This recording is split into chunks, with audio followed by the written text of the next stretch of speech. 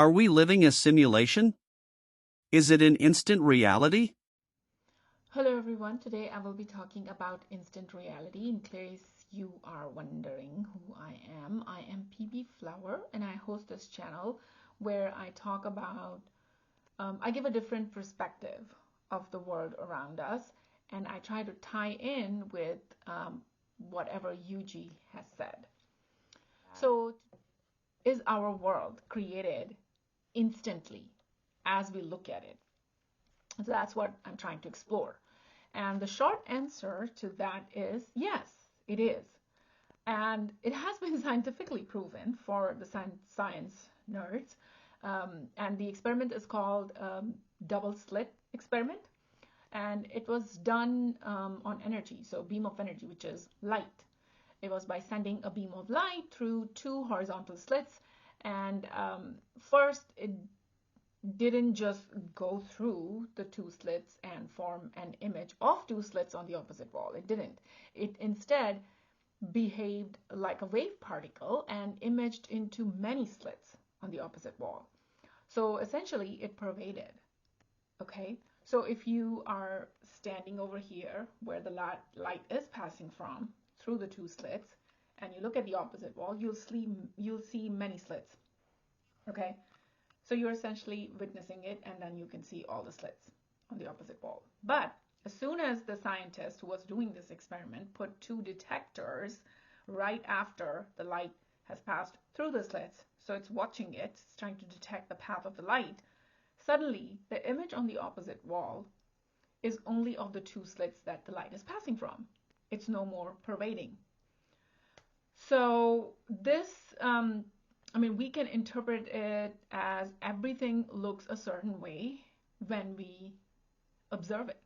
It is instantly generated for the one watching.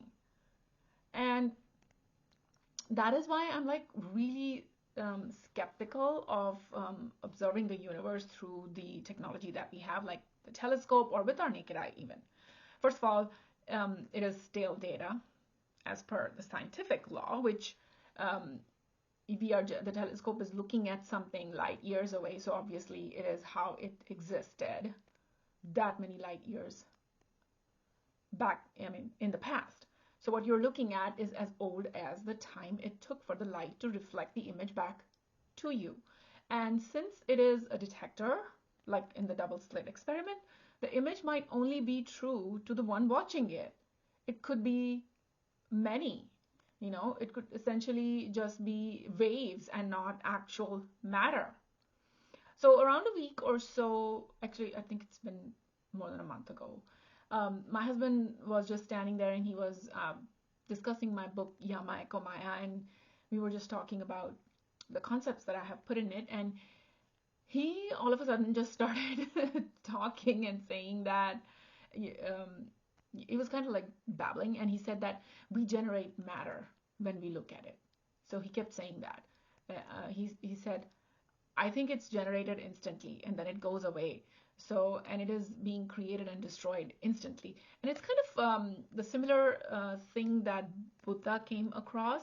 When he was, going through the realization process, he said that he saw the creation and destruction of the universe simultaneously and endlessly. So he saw that. And when something like this happens to my husband, I just stay there and motionless, speechless, and I just try to listen to what he's saying. And many times I'm able to record it, sometimes I'm not, so I have to totally rely on my memory. But this conversation, I had actually recorded it, so I have it with me. But when he behaves like this, I usually let him finish. And so now I want to connect this to something from Indic theology or Sanatan Dharma, whatever you want to call it. It's not Hinduism. I don't want to call it Hinduism. But there is something called Yoga Vashishta, which is book 3, chapter 30, verse 16 to 17, that says kind of like the same thing, where it says that whatever you see is created from and exists in space. Everything is everything at the particle level. So it's like the same. The vacuum of space is divine knowledge, like an ocean of light with innumerable worlds. It is comparable to the waves that keep rolling in forever. So it comes, ends, it comes again, ends, it comes again, ends, it just keeps going, that cycle. So there is also a concept of, in Atriya Upanishad, there's a concept of Suksmanda and Brahmanda that is also described in there, which is microcosm and macrocosm, which is, it's like whatever you see, the larger concepts, it exists inside you as a miniature version of itself. So every universe, it says every universe is covered by like 7 layers, which is earth, water, fire, air, sky, like, you know, like total energy. And it also talks about consciousness, but it says it's false ego. And each of them is like 10 times greater than the previous one, and there are innumerable universes besides the one that we are actually living in. And although they are unlimitedly large, they move about like atoms inside you. So that's the concept of Suksmanda and Brahmanda. Brahmanda is the bigger concept that we see by looking at, by observing the universe with our eyes. But then it also exists inside you as a miniature version of that. So basically the split experiment also became more than one. The light that passed through those 2 slits, it became more than one. It manifested itself on the wall as many. But when it was detected, it went back to the 2 that it came from. So when you look at something, that's how I have perceived it, that when you look at something, or when you witness it from the outside, you see it all, everything all at once. But when you are inside it, when you are trying to observe it, when you're trying to perceive it, then the one reality manifests for you. Only one reality manifests for you, because then you are trying to make it linear. And so unless you are the awareness itself, which is outside of it, standing and looking at it, you cannot see the multiverse concept. You can't see it. You can know it, you can theorize it, but we are the ones that are perceiving it. And so we can only see what is created for us at that point in time. Let's connect all this to UG's words. UG Krishnamurti had said that your knowledge separates you. And so when you want to see anything or detect anything, then it becomes something different, like in the split experiment. But when you are one with it, then it is all there at once and also not. The detection process limits you to see the path of the source, but now you cannot see what else it can be because you are at its level, watching it. Unless you elevate and you catapult out and then see it from the outside, you cannot see the creation, destruction endlessly and ceaselessly. The experiment done by Mahesh Bhatt, where he took LSD in presence of UG, made him aware of many, as it connects us to that frequency where you can see how it pervades. And this happens to many who do drugs. They feel elevated and they can connect to different people, connect to the universal consciousness.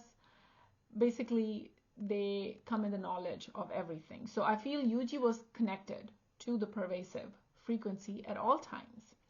That's why he could see the endless destruction and creation of everything at all times. He had also said that if you will see the unknown, it will be the death of you, which is simply that if you are one with the rest, there is no you. It will cease to be and there will only be awareness. There is another angle to it. In Atriya Upanishad, it says the creation was made by detecting itself. So everything is a copy of itself. And I will end by reading an excerpt from my book, I Subscribe. It says, in this creation, there are parallels everywhere. It is a dual manifestation as it was made by looking at itself. Cosmos is Brahmanda. A small-scale version of Brahmanda exists in its every concept as Suksmanda. And this